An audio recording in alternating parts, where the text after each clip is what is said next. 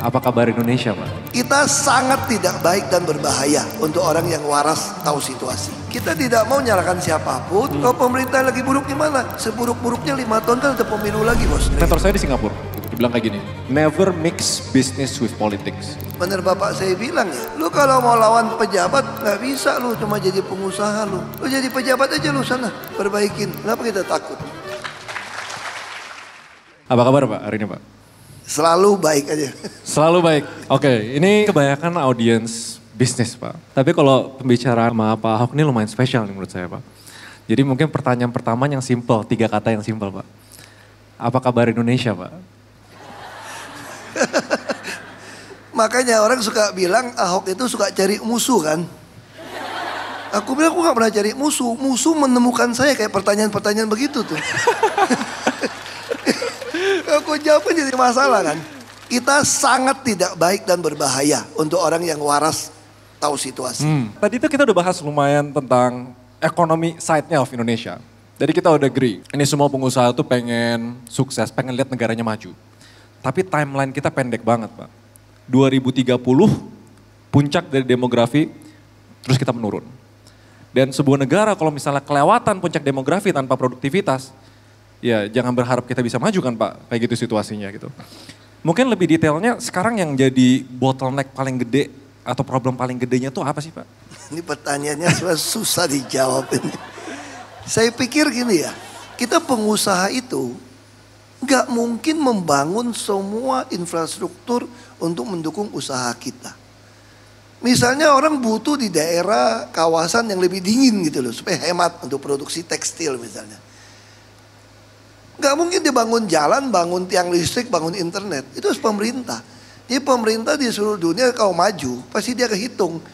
Ini rantai supplier ini di bagian mana ya yang perlu saya intervensi. Supaya ini jadi murah.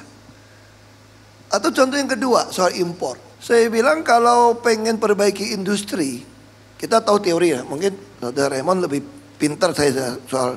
Saya juga gugup ditanya-tanya kayak tesis aja gitu loh.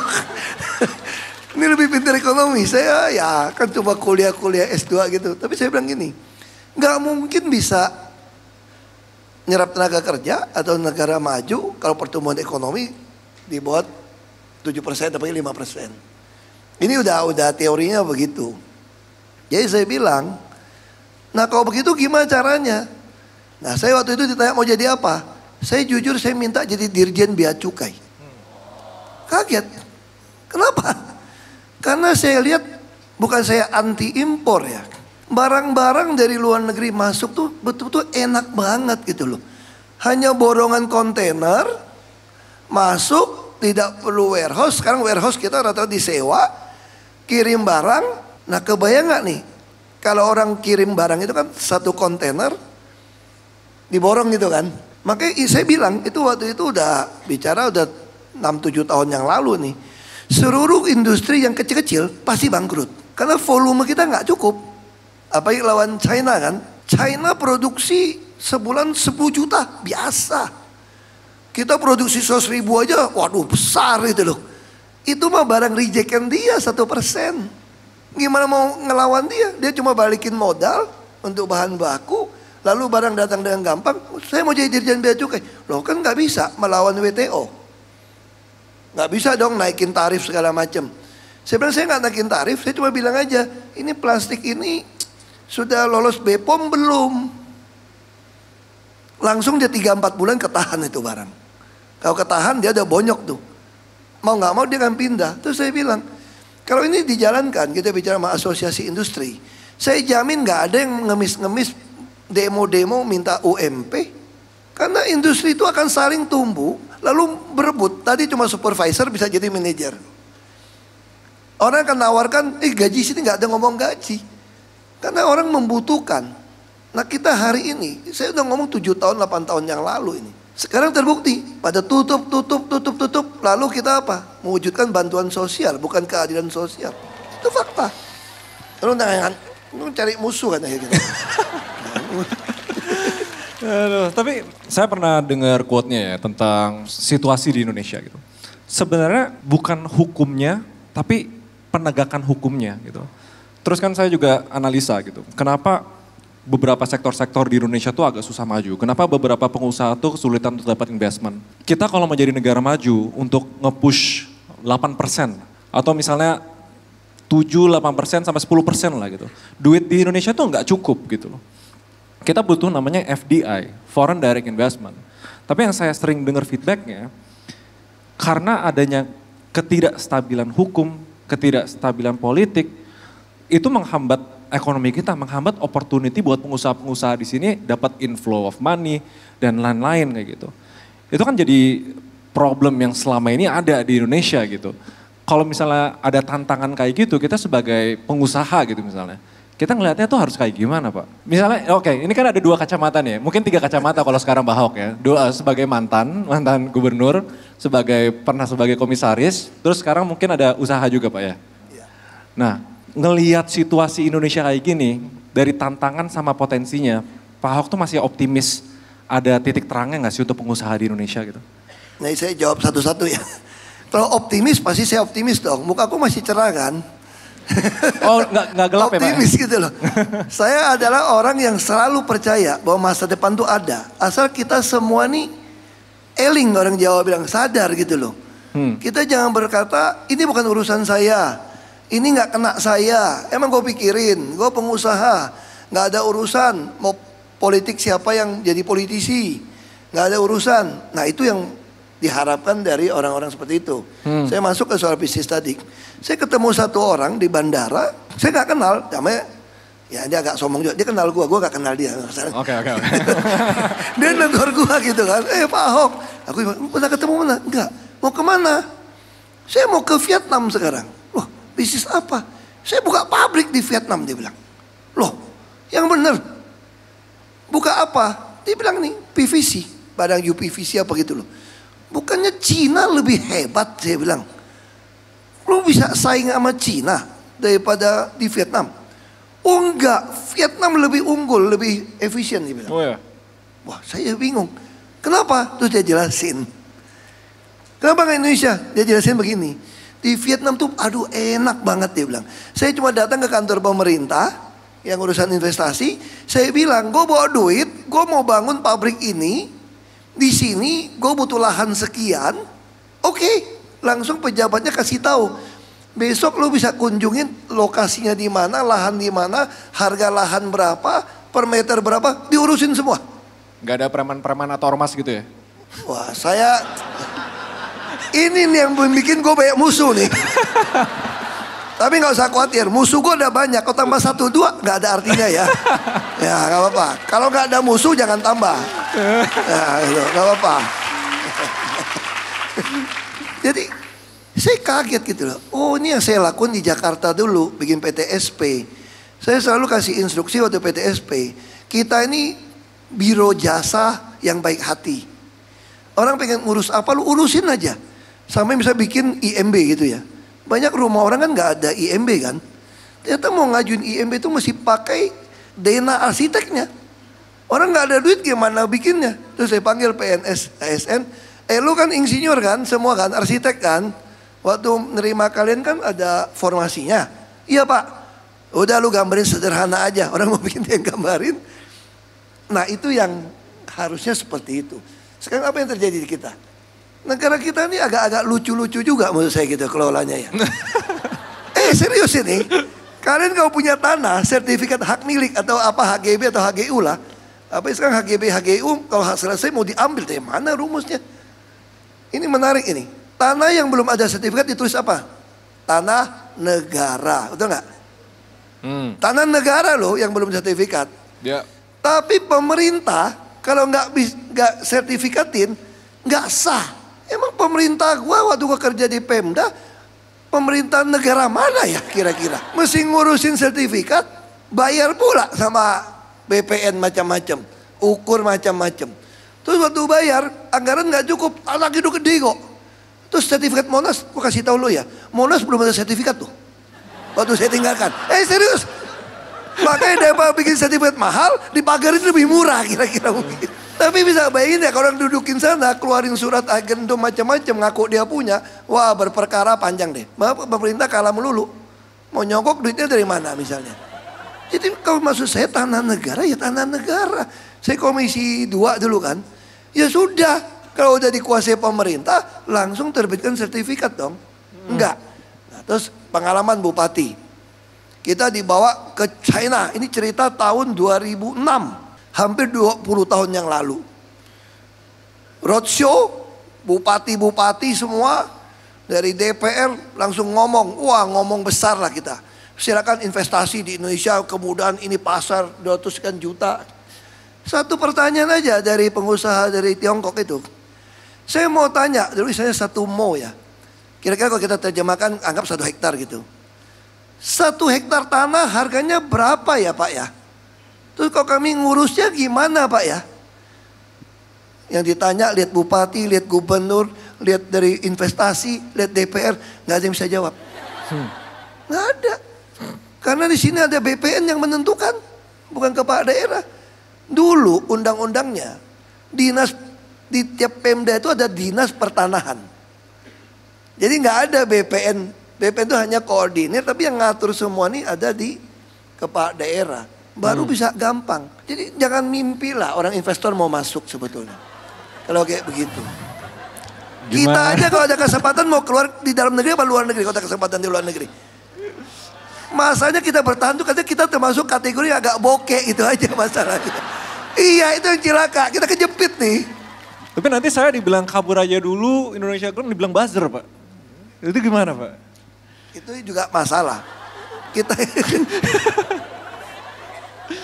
kadang-kadang kita tuh serba susah ya. Kita ngomong bener, dibilang buzzer. Tapi memang banyak orang juga hidupnya dari jadi buzzer soalnya kan. Jadi kita ketepak kurang baiknya. Tapi paling tidak apa yang dibuat acara Saudara Raymond ini kan terus nyampaikan kebenaran. Kita tidak mau nyalakan siapapun, nggak ada guna. Kita nggak pengen negara ini pecah, negara ini rusak kok. Jadi harusnya gimana? Kita lakukan sebaik yang bisa kita lakukan. Kalau pemerintah lagi buruk gimana? Seburuk-buruknya 5 tahun kan ada pemilu lagi bos, kira-kira gitu. Tapi timeline kita kan pendek Pak. Terus kalau misalnya berkaca dari negara-negara maju ya, saya kan banyak pelajarin tentang geopolitik, geoekonomi. Saya pelajarin lah itu negara-negara maju tuh gimana sih mereka bisa maju gitu. Salah duanya, yang pertama itu pokoknya hukumnya tuh harus jelas, ya kan. Yang kedua tuh ease of doing business. Jadi orang tuh mau bisnis, mau usaha, mau buka lapangan pekerjaan, mau inovasi, gak disusahin gitu loh. Berarti kan di Indonesia tuh ada kesalahan sistemik sama struktural nih. Dan kalau kita husnuzon ya, kita optimis ya. Sebenarnya kan semua yang di ruangan ini, kalian semua mau Indonesia maju kan? Mau. Pemerintah juga pengen Indonesianya maju harusnya ya. Nggak bisa jawab. Itu yang kita nggak tahu. Kita bukan penguasa, kita nggak tahu. Oh, kita nggak tahu benar. Emang kita dukun, tahu hati dia. Kita husnuzon aja lah gitu. Berarti dengan adanya problem sistemik sama struktural nih untuk bisnis kok disusahin gitu misalnya. Yang kita lakuin tuh harusnya ya udah terima aja. Ya udah kita berbisnis dengan semua keribetan dan kesusahannya. Atau ada hal lain yang sebenarnya kita bisa lakuin Pak. Soalnya teman saya tuh banyak yang saking kecewanya gitu loh.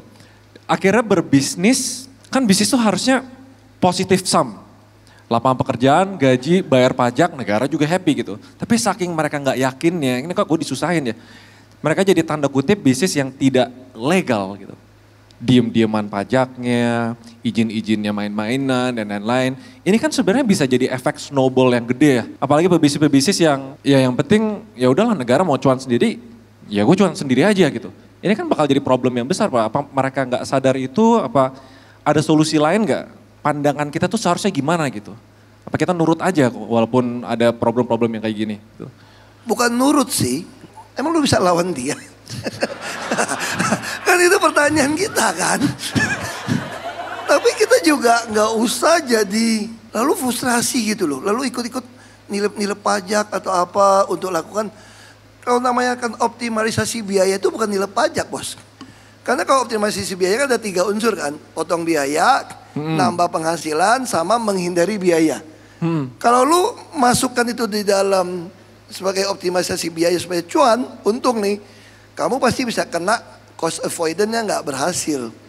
Begitu ketangkap, oknum aparat serem, merosnya gede-gede. Ya. Iya terus terang serem ini. Soalnya zaman saya masih kecil orang tahunya cuma Rolex sama Mercedes doang. Sekarang mereknya begitu banyak. Dulu orang tahu cuma pengen bikin rumah di Jakarta. Sekarang pada tahu bikin rumah di Paris, di Tokyo, di luar negeri, di Swiss. Wah ini, jadi saya bilang jangan lakukan itu. Jadi solusi bagaimana? Anda kan pengusaha. Pengusaha itu tentu selalu bisa cari usaha dong. Saya kasih contoh gini. Saya dulu bikin pabrik. Berantem sana sini juga. Ributnya sama siapa Pak? Sama oknum pejabat lah. Sampai gue mau tabok dia terus pabrik tutup. Ya ini memang belum lagi oknum pajak neken. Enggak aja hitungan suka-suka dia. Ujung-ujungnya ada yang nawarin deal, nego. Ya kita waktu muda juga pernah lakukan. Kalau nggak dikasih kickback, supply barang, besok-besok dia bilang barang kita nggak bagus nih. Ya mulai kita berpikir bagian dari marketing lah, kasih $2 gitu ya. Oke lah satu sak $2 gitu loh. Lama-lama berubah packaging. 22 sak dia mintanya berapa? 2 kali 22, nggak bisa dong, ini barang jadi lebih murah kok. Jadi saya belajar satu hal akhirnya. Orang-orang seperti itu kalau Anda ladenin, Anda pasti cuma jadi korban dia aja.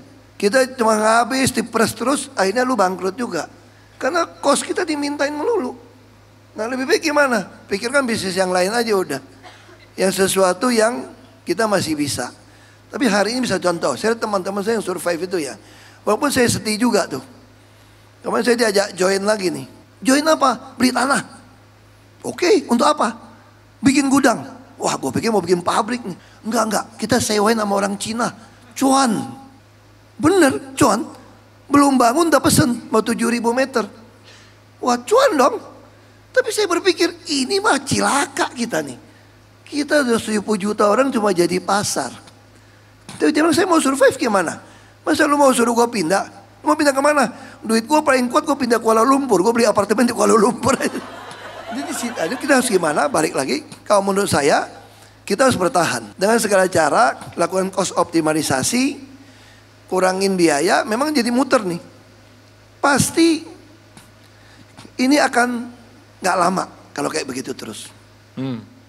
Yang penting kita siap untuk memperbaiki. Kita gak ingin negara ini hancur. Jadi jangan punya pikiran kalau jatuh, hore gitu. Kalau ini negara hancur, hancur juga kita bos. Sama jatuh. Kita harus jaga. Namun saya yang udah usaha ada, ya jalanin. Tapi jangan tergoda nanti mau main saham lah, main apalah juga. Gak segampang itu. Tapi peluang ada, saya lihat peluang masih ada. Kenapa kita buka bisnis? Kita pengen bisa membuka lowongan kerja. Itu yang sederhana sebetulnya. Oke, kebayang. Nyambung ke selanjutnya gini Pak. Soalnya ini dari pengalaman pribadi saya. Mentor saya di Singapura. Itu kan negara hukum banget kan. Itu ketat gitu, dibilang kayak gini. Never mix business with politics gitu. Jangan pernah campur bisnis dengan politik gitu. Tapi saya kan banyak ngobrol udah hampir ratusan lah pengusaha sama bisnis-bisnis gitu. Pas bisnisnya udah sizable enough nih, udah gede gini. Mau gak mau pasti ketemu dengan politik. Gak tahu kenapa, gak tahu gimana caranya pasti ketemu. Dilirik lah, dikasih surat inilah, dan lain-lain lah gitu loh.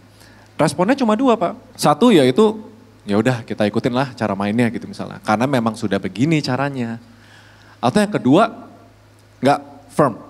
Bisnis saya gak mau dicampur-campur dengan urusan politik atau dengan godaan apa-apa gitu. Tapi dua-duanya kan kayak ada resikonya nih Pak. Jadi kalau saya, ajaran mentor saya ya, I never mix business with politics. Saya berpisah. Tapi sejak kemarin bikin YouTube kritik-kritik itu jadi terpaksa nggak bisa dipisah. Jadi udah banyak-banyak yang chat-chat Pak. Tapi kalau dari Pak Ahok sendiri, setuju dengan statement itu nggak? Atau ya because this is Wakanda, ya itu udah pasti terjadi gitu suatu hari gitu. Ya sebetulnya di Amerika pun tempat orang jadi standar demokrasi, itu pun terjadi toh. Misalnya contoh Trump melakukan apa? Bikin isu minyak terus temannya langsung dibilang untung sekian ratus juta. Dia nggak korupsi, dia lempar kebijakan aja bisa jadi untung.